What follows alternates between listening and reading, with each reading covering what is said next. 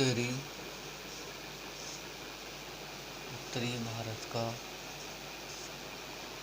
भारत का मैदान जिसे प्रादेशिक आधार पर चार प्रकार में बांटा गया है। कितने प्रकार में? 4 प्रकार में बांटा गया है। पहला है पंजाब का मैदान,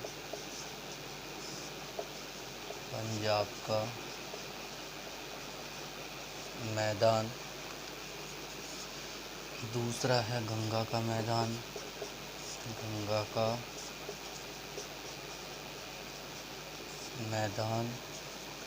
तीसरा है राजस्थान का मैदान,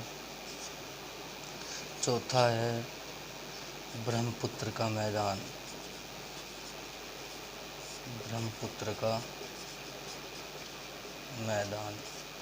यानी उत्तरी भारत का जो मैदान है उसको प्रादेशिक विभाजन के आधार पर कितने प्रकारों में बांटा गया है? 4 प्रकारों में। पंजाब का मैदान, गंगा का मैदान, राजस्थान का मैदान, ब्रह्मपुत्र का मैदान। अब इन चारों को हम मानचित्र पर दर्शाते हैं, ये कहाँ पर है।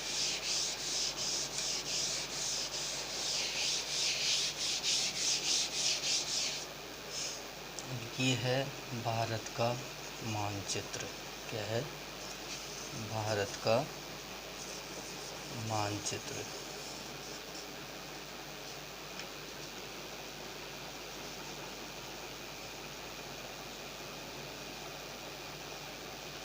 ये क्या है?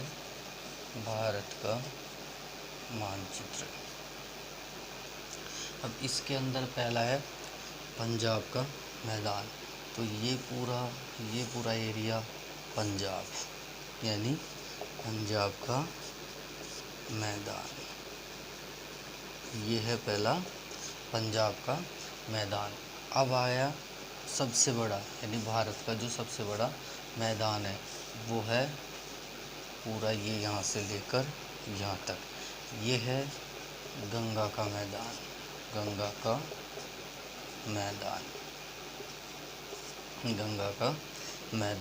उसके बाद में ये पूरा भाग है राजस्थान का मैदान। इसका मैदान राजस्थान का मैदान। और ये पूरा इलाका, ये पूरा क्षेत्र है ब्रह्मपुत्र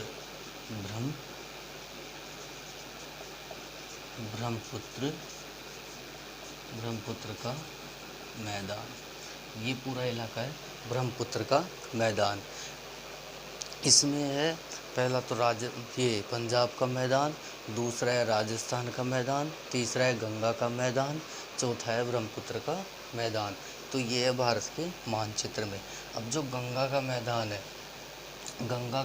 है इसको भी 3 भागों में बांटा गया है। ये तो ऊपरी गंगा का मैदान, ये जो क्षेत्र ऊपरी गंगा का मैदान,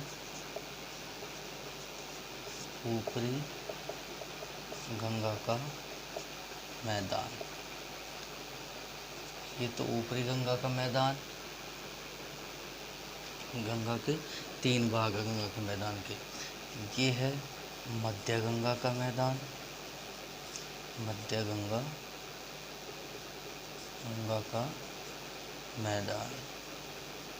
और ये पूरा क्षेत्र है निचला गंगा का मैदान।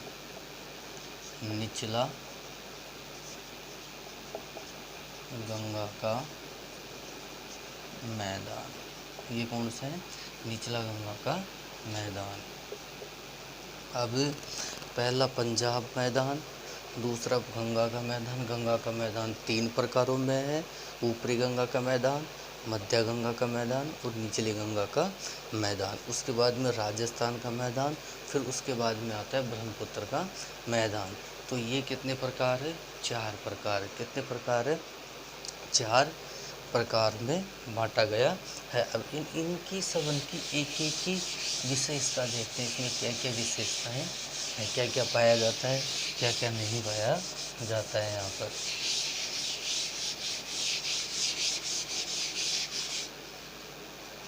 अब पहला जो मैदान है वो है पंजाब का मैदान।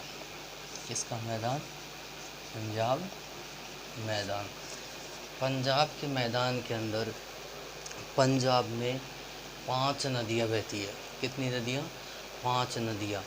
उन 5 नदियों के आधार पर ही पंजाब को पंजाब कहा जाता है। क्या कहा जाता है? पंच प्लस आब, यानी पंच और प्लस आब, यानी 5 नदियों का जो समूह है उसी के आधार पर पंजाब को क्या कहा जाता है? पंजाब कहा जाता है। यानी यहाँ पर कितनी नदियाँ बहती हैं?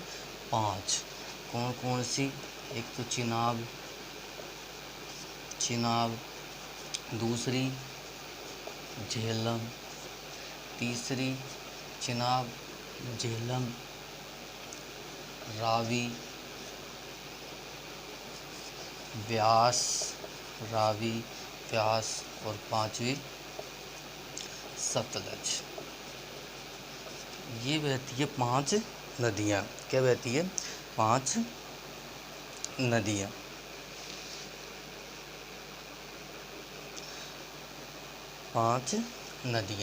अब जैसे चिनाब नदी बहती है और एक झेलम नदी बहती है।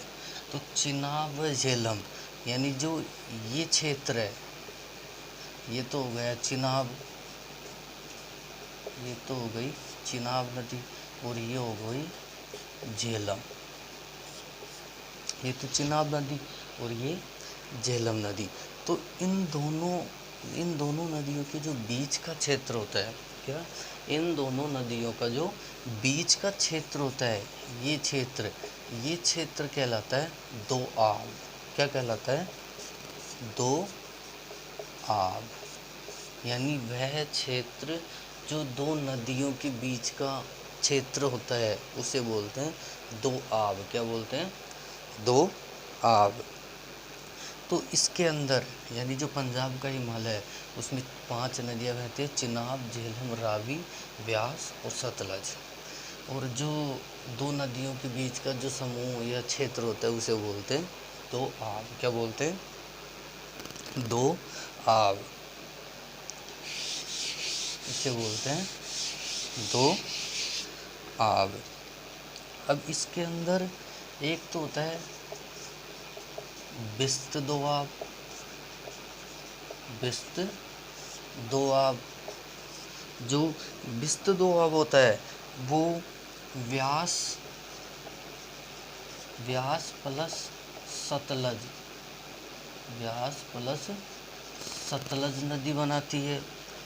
उसके बाद में बारी दोआब। कौन सा?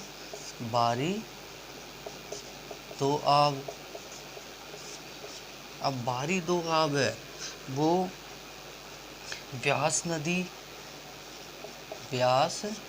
प्लस रावी नदी के बीच में होता है। व्यास व रावी नदी के बीच में होता है। व्यास यानी बिस्त दोआब व्यास और सतलज नदी के बीच में, बारी दोआब व्यास व रावी के बीच में। उसके बाद में रचना दोआब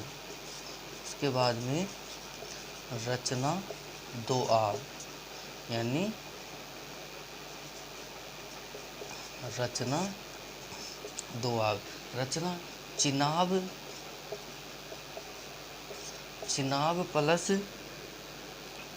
प्लस रावी नदी के बीच। उसके बाद में चेज दोआब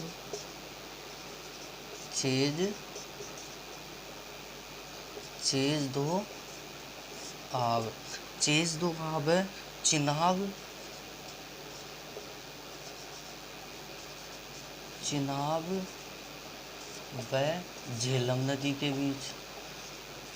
चिनाब व झेलम नदी के बीच। ये कितने हैं?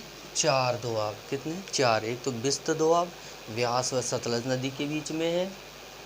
बारी दोआब है जो व्यास व रावी नदी के बीच में है।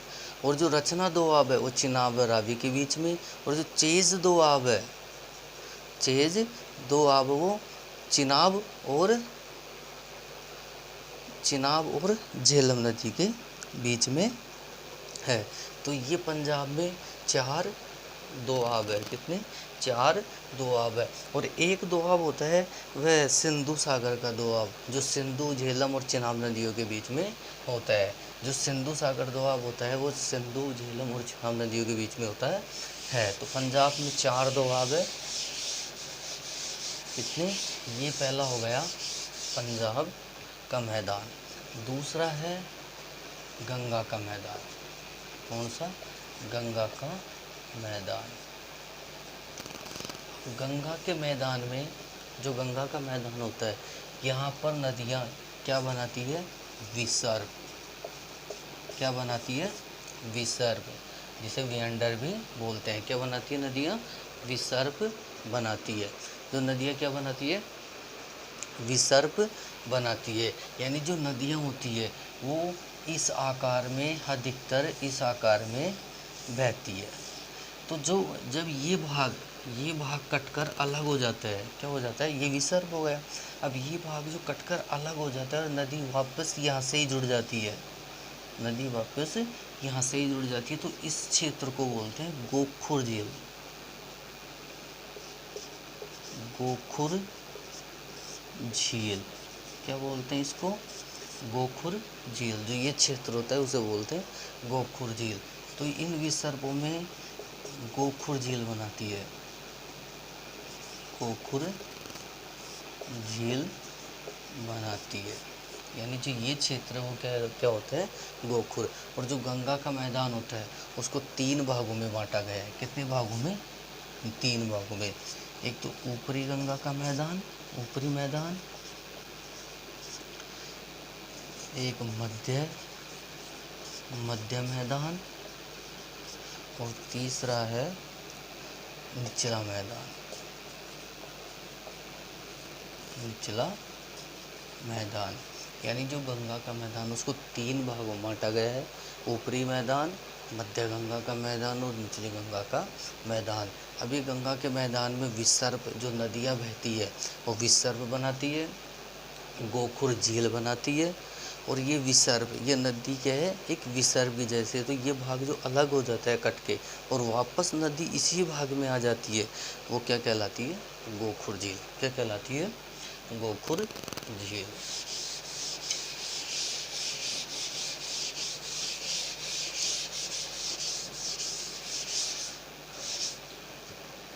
इसके बाद में तीसरा है राजस्थान का मैदान। राजस्थान का मैदान। अब जो राजस्थान के मैदान में भी अनेक नदियाँ बहती हैं, जैसे लूनी नदी है, बनास नदी है, चंबल नदी है। तो ये किसके मैदान में बहती है? सब राजस्थान के मैदान में। अब राजस्थान के मैदान में जो बालू होती है, यानी जो मरुस्थलीय इलाका होता है, वहाँ पर भी अनेक प्रकार की जो आकृतियाँ बनाई जाती है। उन आकृतियों को, कई आकृतियाँ होती हैं, उन आकृतियों को बरखान कहा जाता है। क्या कहा जाता है? बरखान। यानी मरुस्थलीय इलाकों में जो आकृतियाँ बनती है उसे क्या कहा जाता है? बरखान। क्या कहा जाता है? बरखान। रेह मिट्टी यानी अनुपजाऊ मिट्टी होती है ये, अनुपजाऊ। कौन सी मिट्टी होती है ये? अनुपजाऊ मिट्टी होती है। और ये बरखान बनाते हैं। क्या बनाते हैं? बरखान। यानी जो राजस्थान का मैदान है उसमें बरखान, अनुपजाऊ मिट्टी होती है जो बिना काम के रहती है, इसमें कोई वो नहीं होती है फसल। बरखान बनाते हैं। क्या बनाते हैं? बरखान। अब है ब्रह्मपुत्र का मैदान। चौथा नंबर है ब्रह्मपुत्र का मैदान। अब जो ये ब्रह्मपुत्र का मैदान है, कौन सा मैदान? ब्रह्मपुत्र का मैदान है। यहाँ पर भी जो नदियाँ क्या बनाती है, विसर्प आकार में बनाती है, और इस मैदान में भी गोखुर झील का निर्माण करती है। किसका? गोखुर झील का, यानी गोखुर झील बनाती है। इसी मैदान में एक द्वीप है। क्या है? द्वीप। द्वीप है जिसे बोलते हैं मांजुली। मांजुली द्वीप। कौन सा द्वीप? मांजुली द्वीप, जो एक नदी द्वीप है, यानी इसके चारों तरफ क्या है? नदी बहती है, यानी नदी के बीच में, और ये नदी द्वीप है जिसके चारों तरफ क्या बहती है? नदी। तो ये ब्रह्मपुत्र का मैदान है। कौन सा? मांजुली द्वीप, जो नदीय द्वीप है। कौन सा है? जो नदीय द्वीप है, वो कहाँ पर है? ब्रह्मपुत्र के मैदान में। अब ब्रह्मपुत्र का मैदान जो अरुणाचल प्रदेश है, नागालैंड है, असम है, असम में मेघालय, जो ये पूरा क्षेत्र है, ये कौन सा कहलाता है? ब्रह्मपुत्र का मैदान। इसमें भी गोखुर झील बनती है, द्वीप, मांजुली, ये सब क्या है? गोखुर झील यहाँ पर बनती है। तो ये आपके 4 भाग हो गए। कितने भाग हो गए? 4 भाग। अब इसको अधिक से अधिक शेयर करो और लाइक करो।